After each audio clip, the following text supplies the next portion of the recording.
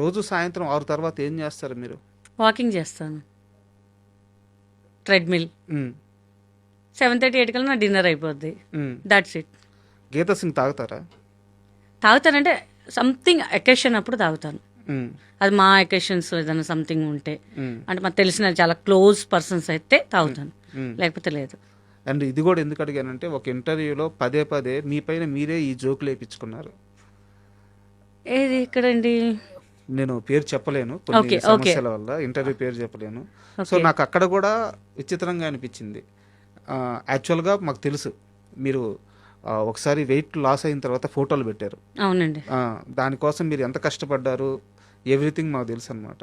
So అలాంటి వ్యక్తి కాదు. బట్ యాంకర్ రిపీటెడ్గా 6 తర్వాత 6 అయింది, తర్వాత okay, yeah yeah yeah yeah yeah yeah, I got it. అది ఏంటంటే ఫన్నీ వేగా వెళ్తుంది కదా అనుకున్నాను. అది కూడా కొంతమంది అన్నారు, అదేంటి మీరు అంత కాదు కదా, ఎందుకు అలా చెప్పారు అంటే, ఏదో జనాలు నవ్వించాలి కదా మనము. అందరూ అనుకుంటారు ఆర్టిస్ట్ అంటే తాగుతారు, తిరుగుతారు, పబ్బులు తిరుగుతారు అనుకున్నా. మనం ఏం అంతగా చేయం, కానీ ఏదో కొంచెం కామెడీగా ఏదో ఇచ్చాం మనము.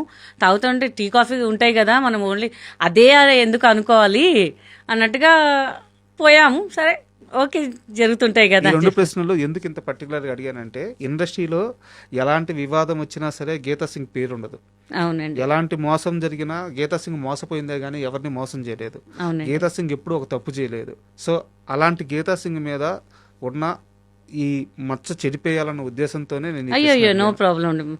Exactly. Thank you so much. And